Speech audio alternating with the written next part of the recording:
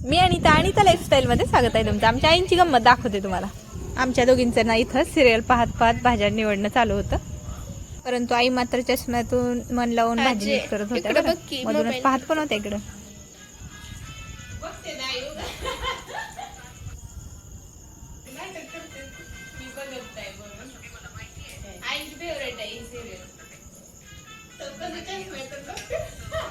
तिकडून आल्यापासून एक पण माझी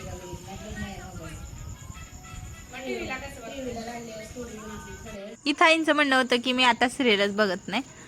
आई जेव्हा दिंडीत गेलत्या ना तेव्हापासून आल्यापासून बघत नाही म्हणते. त्यांचं असं म्हणणं आहे की आता मी सध्या सिरियल वगैरे बघणं बंद केलंय आणि देवाचं नामस्मरण जास्त चालू केलं. तर चांगली गोष्ट आहे बरं. तरी पण कधीतरी टीव्हीला बघतात म्हणून आम्ही म्हणत होतो नाही तुम्ही बघताय, असं माझं निशोरीचं म्हणणं होतं. चला तर मग आज ना मी तुम्हाला उडीद वडे दाखवणार आहे. परंतु उडीद वडे कसं तळल्यानंतर तेलकट होतात. किती नाही म्हटलं तरी तेलातून काढल्यानंतर थोडे तरी तेलकट होतातच. मग आज मी सकाळी सकाळी तर डाळ भिजायला टाकली होती. आज उडीद वडे ना मी वेगळ्या पद्धतीनं बनवणार होते. हे पहा, आता मी जरा वेळ 3-4 तास झाले असतील, जरा वेळ म्हटलं तरी भिजली आहे डाळ छान अशी. दुपारच्या वेळेमध्ये मी छान तिला बारीक करून घेतली होती मिक्सरवरती. आणि आता एक नवीन ट्राय करायचा होता. आता आप्याच्या भांड्यात कसं आप्याचं थोडंसं पातळ राहतं बॅटर, तसं मी थोडंसंच बॅटर अगोदर मी डब्यात घेऊन पाहणार होते. थोडंसं पातळ करून तसे आप्पे सोडून पाहणार होते. या उडीद वड्याच्या पिठाचे आप्पे बनवणार होते. चव तर काय बदलणार नाही, सेम उडीद वड्यासारखीच लागणार आहे. परंतु भाजल्यामुळं काय बदलते का चव ते मला पाहायचं होतं. परंतु काय झालं तर मी पाणी थोडंसं टाकून थोडंसं बॅटर पातळ करून बनवले, परंतु ते आतून जास्त व्यवस्थित शिजत नव्हते. आणि जे मी आहे असे घट्ट टाकलेत ना ते आप्पे अगदी आतून पण छान शिजत होते आणि मस्त होत होते. उलट तेलकट नाही काही नाही आणि चव तर सेम होती, काहीच बदल नव्हता. उलट आता मला एक आयडिया आली आहे की तेलकट उडीद वडे खाण्यापेक्षा भाजलेले उडदाच्या पिठाचेच आप्पे बनवायचे. खूप छान होतात, टेस्टला पण आहे असेच लागतात, बदल तर काहीच नाही. हे पहा मस्त भाजलेत. आता पहिलं थोडंसं माझ्याकडून आतमधून कच्चे राहत होते, परंतु हा दुसरी बॅच एकदम टेस्टी आणि छान झाली होती. कारण की मी त्याच्यात पाणी टाकून नव्हतं टाकलं, डायरेक्ट आहे असं घट्ट पीठ मी सोडलं होतं. तर अगदी आतले पण पीठ छान असं शिजलं होतं. आणि हे जे दिसत आहेत ना तेलाचे डब्बे आहेत, त्याला मी असं बनवलं होतं. आता बनवून 3-4 दिवस झालं होतं, त्याच्यात काय मातीच भरणं होईना गेली. आज म्हटलं चला आईंना भरून घेऊया. आणि हे जे गोकर्णाचं वेल दिसतंय ना याला शेंगा वाळलेल्या आहेत असं आई म्हणत होत्या. मग आम्ही पाहिल्या, आम्हाला दाराच्या साईडला इकडून असे वेल लावायचे होते. मग म्हटलं चला हे पण डबे कापलेत तर ह्याच्यात पण माती वगैरे भरून आणूया आणि छान असं लावून घेऊया. तर आई इथं शेंगा शोधत होत्या, तर फायनली आईंला सापडलेत. पण आईंला लगेच सापडतात शेंगाच्या वाळलेल्या. हे पहा 2-3 सापडलेत. याच्यात 2-3 प्रकारचे वेल झालेत, पांढरा निळा आणि दोन्ही मिक्स असा एक वेल आहे. परंतु तो ओळखताच येत नाही कुठला कोणता आहे आणि कुठला कोणता आहे. तर हे पहा आता एक शेंग सापडली, 2 शेंगा सापडल्या होत्या आम्हाला. हे पहा गोकर्णाची शेंग, याच्यात काळ्या काळ्या बिया निघतात. चला तर आता माती भरून आणूया या डब्यांमध्ये. आता चला शेतात जाऊया. आता अगोदर तुम्हाला शेतातलं मी सतत भाजी वगैरे दाखवत राहायचे. दिवसभर उमलते. हे पहा आई दाखवत होत्या तुम्हाला. हे झाड दिवसभर छान असं फुललेलं असतं आणि रात्रीला असतं आणि ते असं मिटून जातं. आता याचेच लावायचे त्या डब्यांमध्ये, छान दिसतात ते फुलं. ते पण त्याला. चला तर मग आता शेतात जाऊया. शेतात अगोदर मी तुम्हाला भाज्या सतत दाखवायचे, परंतु आता हे शेत आम्ही रोटरून टाकलंय. आमचं हे एवढंच शेती, पलीकडं महादेवाचं मंदिर आणि अलीकडं आमचं घर, असं हे आमचं थोडंसं छोटंसं शेत म्हणा किंवा आमचा इथल्या एरिया आहे. आणि साईडला मग इतरांचे राहतात.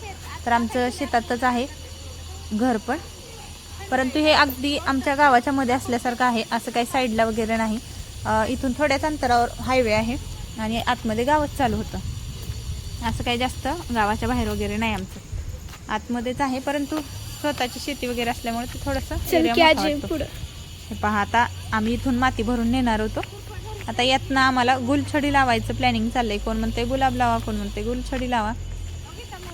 जे हारवाले काका असतात ते घरी येऊन घेऊन जातील आणि गुलछडीला छान भाव असतो म्हणतात. आता तुम्हाला जर कोण हे शेतकरी व्हिडिओ बघत असतील माझा, तर काय लावणे योग्य आहे शेतात, गुलछडी का गुलाब, हे आम्हाला कमेंट करून सांगा. हे पहा हे त्या दिवशी ट्रॅक्टर घेऊन काका आले होते, त्यांनी हे रोटरून दिलेलं आहे आम्हाला. आता आणखीन उद्या येतील बहुतेक. आणखीन 1-2दा रोटरायचं आहे. छान असे भोत वगैरे सोडून घ्यायचे आणि इथं गुलछडी लावायची. आता पुढे मी तुम्हाला लावल्यानंतर व्हिडिओ पाहालच तुम्ही माझ्या व्हिडिओमध्ये.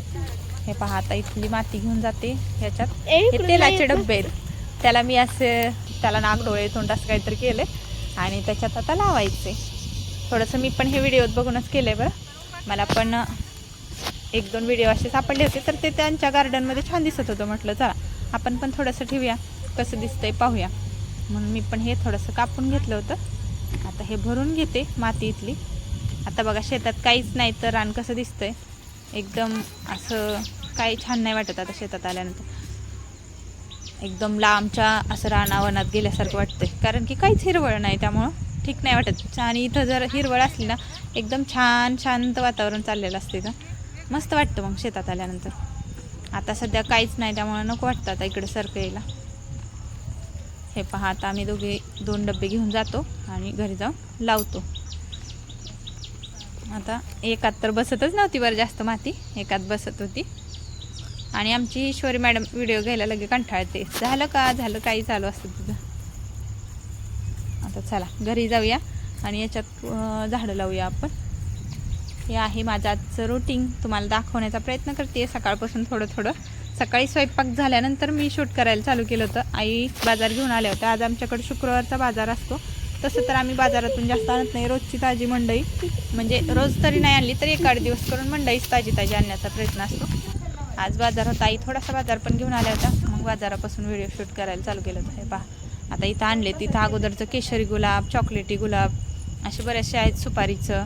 आणि इकडच्या साईडला गोकर्णाचं पलीकडच्या मी कधीतरी आणखीन दाखवेल तुम्हाला व्यवस्थित, किंवा याच्या अगोदरचे व्हिडिओ तुम्ही पाहिले असतील, शॉर्ट माझे व्हिडिओ असतात. आत्ता माझा नवीन प्रयत्न चालू आहे लॉंग व्हिडिओ टाकण्याचा.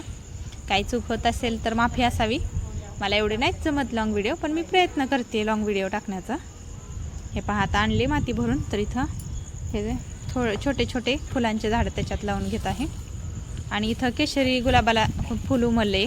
अगोदर खूप जास्त येत होते, आता थोडंसं कमी झाले होते मध्ये, आता आणखीन यायला लागले. हे पहा खूप छान आलेलं आहे केशरी गुलाबाला हे गुलाबाचं फूल.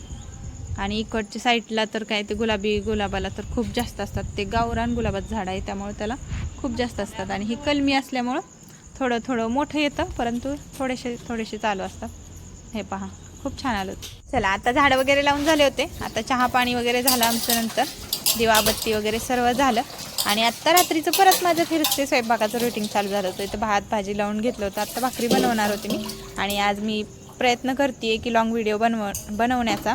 तर माझा व्हिडिओ आवडला असेल तर लाईक करा, शेअर करा, सबस्क्राईब करायला विसरू नका. आणि हो, व्हिडिओत काही चुका झाल्या असल्या तर माफी असावी. आणि तुम्ही कुठून पाहताय नक्की कमेंट करून सांगा. चलो बाय.